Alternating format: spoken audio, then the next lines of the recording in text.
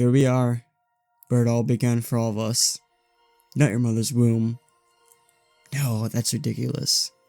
I'm talking about the Overwatch tutorial mission. It's no secret that Overwatch is dying. Well, I wouldn't call it dying, it's more like it's in hospice.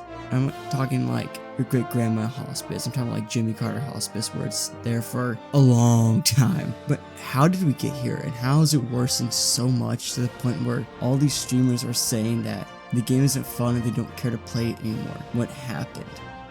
It all started at BlizzCon 2019, where on that fateful day they announced Overwatch 2 would be coming out, and that the development of new heroes and new content for Overwatch 1 would be drastically slowing down. It just got worse and worse. By the time Echo released in 2020, the game had been massively suffering from a major drought. There were no new maps, there were no new heroes, no game modes, but they were promising all these crazy features with Overwatch 2. New game modes, new maps, new heroes, PvP, a proper story mode, and yet we never got it. As we neared Overwatch 2's release, Blizzard announced that PvE would be delayed and that you could buy a support pack. On June 17th, 2020, Blizzard would announce that there would be a Watchpoint pack that would be like a supporter pack for Overwatch 2 that would grant people access to the game's second beta and would provide skins and the first 2 battle passes with enough currency to buy the third one eventually. And I was one of the idiots who thought that was a good idea and bought it, because I thought that I was going to be able to play the second beta, which I didn't, very unfortunately. That's the only reason why I bought it. And when Overwatch 2 released, we all know of the infamous queue that plagued the game for way too long, where you couldn't even get in the game. And then when we finally got in, we realized that Sojourn was beyond broken, Jungle Queen was alright, I guess, if I remember right. Doomfist was a living pile of crap, and Kiriko was beyond busted, and had one of the worst premium currencies ever, where they would still provide a free track to get currencies, but how long did they say it was going to take? Where it would take 327 years to get every single Overwatch 2 item. Yeah, I remember that one. Then people figured out that if you used Microsoft Edge, you could get things much quicker with Microsoft points, and that became a big old joke for a while.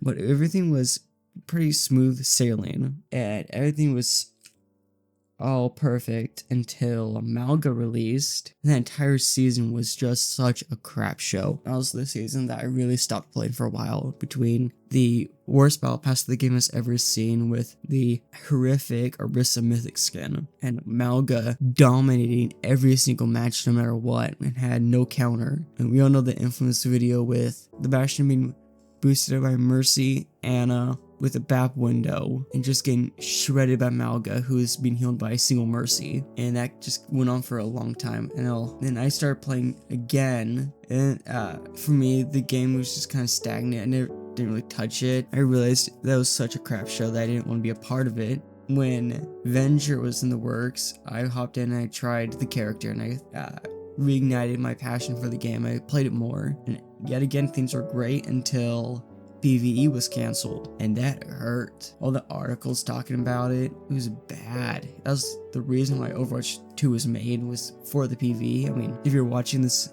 you've probably seen the Most Critical video where he craps on it so much. Like, that caused so many issues with the game. But then they announced that you could pay $15 and get a few PvE missions, and it was like going to a Chuck E. Cheese to get a fresh pizza, and you find out that they just took the scraps from the garbage can and they just put it back on your plate and called it a fresh meal that's perfectly good. It was not a hot and ready pizza. But they did finally save a lot of people when they announced that they would be collabing with Transformers. That was such a crazy move this year, or last year. But once the cracks from the PvE cancellation started to heal, things are finally going back to normal.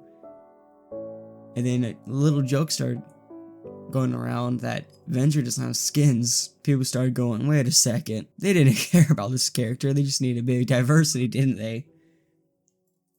And we're still crapping on Venger with the one legendary skin. It's not even a good legendary skin, it's more like an epic. And then Juno released, and Juno came with like, what, 5 legendary skins, and every season she gets another 5. She's become the next Kiriko already. But I mean, those are all jokes, and people soon forgot about them. And everything just went back to normal. But during all these issues with Overwatch, a little small company out of China started working on a Marvel game called, you might have heard of it, it's kind of a small game though, Marvel Rivals. And people thought that was gonna be a crappy game because before they never really worked on a big title game, and everyone kind of brushed it off as just another clone that's gonna supposedly take down Overwatch. But then when it released in December, but when Marvel Rivals launched the 6th of December this last year, and people got to play it for the first time, I feel like the majority of the Overwatch community knew that Overwatch was probably gonna die because of this. But as the majority of the Steam reviews will say, Marvel Rivals is better, with some of the best comments being, Rivals is better, Marvel Rivals is way better, don't waste your time, and other things, just roasting the game. And then having the, what was it, the ex-CEO or some crap like that come out and say that Black Widow is a Widowmaker clone and that's a ripoff from Widowmaker, despite Black Widow being made like, what was it, the 60s or something? Which, you know, the 60s was a bit earlier than 2016 when Overwatch released. And then just the way that Marvel Rivals did everything Overwatch did, but way better. It's like that, it's the meme I'll have it up on the screen, I'm sure, once I forget, but this meme right here, that's what the whole situation's like. And now we're facing this reality where Overwatch 2 is just dying. It's struggling to hold retention. People aren't playing it.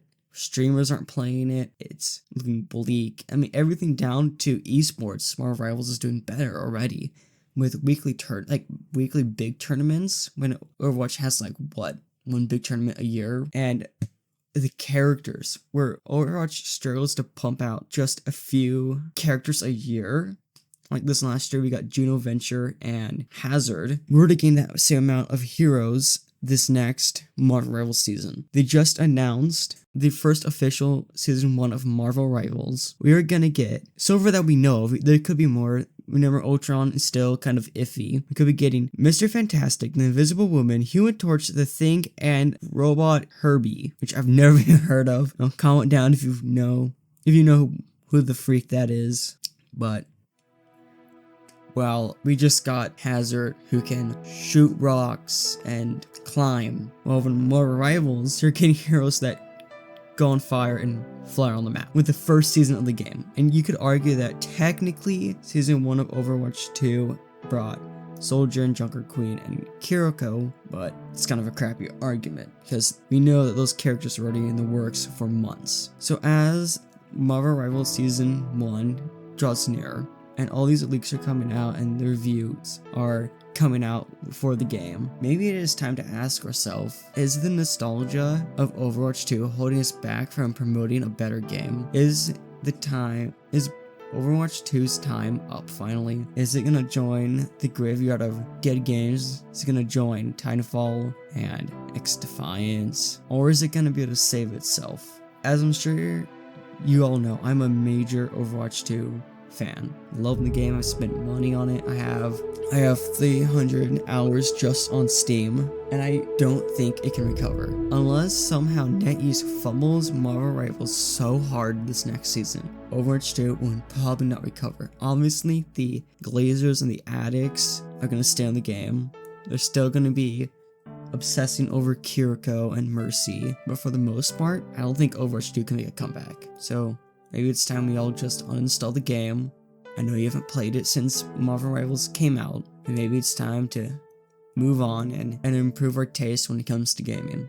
Thank you for watching, and please subscribe.